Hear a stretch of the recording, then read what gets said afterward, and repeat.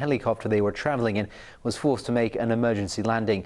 The chopper was on its way to Macau when the pilot noticed the engine failing shortly after it took off from Shun Tak Center in Sheungwan. ATV's Diane To reports. An amateur cameraman captured the moments right after the helicopter went down in the harbour and slowly sank. The entire chopper went under, about 500 meters away from the Shun Tak Center in Sheungwan. Marine Police, Fire Services and the Marine Department all rushed to the scene. Civil Aviation also sent a chopper. Witnesses described what happened. There was a loud bang and I looked up and saw the chopper slowly coming down. Its rotor blades were still going, said this man. It wasn't upside down or anything, it came down quite balanced. Officials insisted the chopper did not crash into the sea. Shortly after takeoff, the captain found some problem on the aircraft and they executed an emergency landing and safely landed the aircraft on the water with the float deployed. The 2 crew members and 11 passengers on board were rescued by a passing fishing boat and government marine services. They escaped relatively unscathed, with 6 of them requiring minor medical attention. They were taken to Queen Mary Hospital in Pok Fulan and discharged a few hours later.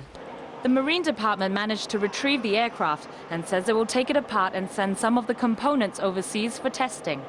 The helicopter is one of 6 AgustaWestland AW139 models run by the private company Sky Shuttle and has only been in service since last September. It costs $2,600 to $2,800 for a 15-minute single journey ride to or from Macau. The service has been suspended since noon and the company issued a statement saying it will conduct a full investigation on the cause of the accident. Diane To, ATV News. The Centre for Food Safety says there are still products which have not complied with the new labelling scheme which took effect on Thursday. Officials say inspectors will follow up the problem by carrying out more tests to see if labels are accurate and honest. ATV's Su Ching-tae reports. Under the new labelling scheme, all pre-packed foods are supposed to have labels stuck on them with details of the product's ingredients, energy content and 7 other nutrition values. But Centre for Food Safety Controller Constance Chan said on a radio show today that a check on 1,400 pre-packed foods showed 1% have not complied with the scheme yet. The products with improper labels or none at all tended to come from small shops, and Chan said food safety officers will follow up on problem items. She also outlined the centre's plan to randomly test 500 food products each year to see if their labels are telling the truth. But Chan said the centre would focus on healthy or organic products in its first year of testing. Manufacturers face a fine of $50,000 and 6 months imprisonment if they fail to comply with the new labelling system. Su Ching-tae, ATV News. More than 30 people needed hospital treatment today as temperatures soared to 34 degrees in some parts of the city. Forecasters say the hot weather will continue over the next week.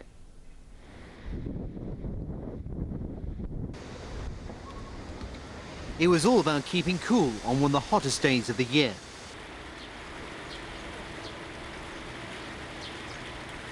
Many chose to stay indoors or hang out in the air-conditioned comfort at one of the city's shopping malls. Others cowered under umbrellas to protect themselves from the glaring sun. Those in search of sun, surf and sand chose to beat the heat by flocking to one of Hong Kong's many beaches. The observatory recorded an average temperature of 32 degrees today, but it was even warmer than that in some places, with the mercury reaching a high of 34 degrees Celsius in districts like Sai Kung and Tai Po. The weather is hotter over southern China is because a ridge of high pressure is affecting this region. The very hot weather warning is in force, and officials have advised people to take care in the heat, with forecasters expecting more warm days to come. For tomorrow, it will still be the hot weather, with a maximum temperature of around 32 degrees in the urban areas, and in the new territories, the maximum temperature may also be a couple of degrees higher. And then in the following few days, still the weather will remain mainly fine and hot. The observatory said the hot and blustery conditions were normal for this time of the year. In July, the ridge of high pressure can continue to persist over southern China and bring about fine and hot weather for quite a long time. Yeah, it's climatologically this kind of thing can happen this season. Officials said there were at least 560 people who needed medical help because of the hot conditions, and at least 37 were taken to hospital after fainting in the heat. Turning overseas now, at least 220 people have been killed and scores more injured after an oil tanker exploded and set fire to an entire village in the Democratic Republic of Congo. The accident happened at the country's eastern border near Tanzania. Well, at least 12 people have been killed and another dozen injured in South Korea when a tourist bus on the way to Seoul's Incheon International Airport fell off a bridge after hitting a parked car. The bus fell around 10 meters from the Incheon Bridge into a mud flat. The bodies and the injured passengers were taken to nearby hospitals. Authorities said 2 of the dead were children. Police said 24 passengers were on board at the time, while early reports said there were about 40.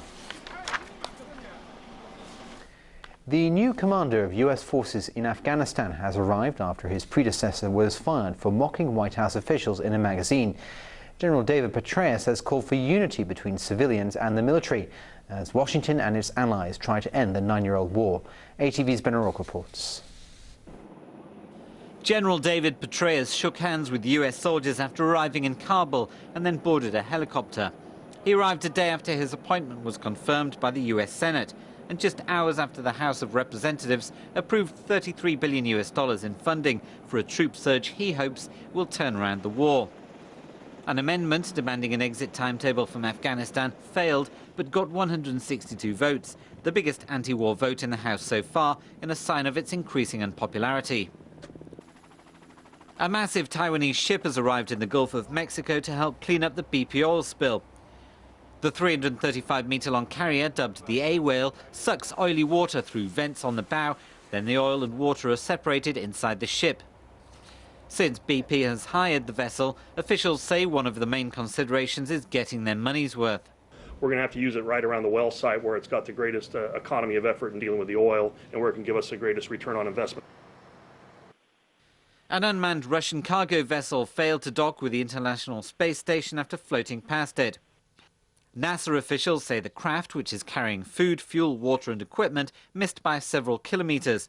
The automatic docking procedure is said to have gone awry. The unpiloted cargo ship to the International Space Station was aborted following the loss of telemetry between the Progress and the Zvezda service modules' Core's automated rendezvous system. A new attempt to dock will be made tomorrow. Hollywood socialite Paris Hilton has been released without charges after being arrested at a World Cup match in South Africa last night. She was picked up by police after someone in her entourage was caught smoking marijuana at the Nelson Mandela Bay Stadium where the match between Brazil and Holland was taking place. The 29-year-old model, singer, actress and reality show star appeared at a special court in Port Elizabeth, but was released after the culprit reportedly pleaded guilty and paid a small fine. However, there are also reports it was Hilton who was caught red-handed with the weed. Apparently, the police apologised for not recognising her. The celebrity heiress arrived in South Africa on Thursday. Japanese protesters clashed outside a theatre in Tokyo today ahead of next week's opening of the Oscar-winning documentary The Cove, about the country's annual mass slaughter of dolphins. Over 50 protesters clashed with activists who were there to support the film. Some complained that Australia kills large amounts of kangaroos every year, but nobody does anything about it, and accused the filmmakers of racial discrimination by targeting the Japanese. Counter-protesters said those opposed to the film were infringing on people's freedom of expression. In the Japanese version of the film, the faces of fishermen and others in Taiji, the village where the dolphins are rounded up and killed, are blurred to hide their identities. Ben O'Rourke, ATV News. In sport, Germany and Argentina are... 塔利班武装分子通过自杀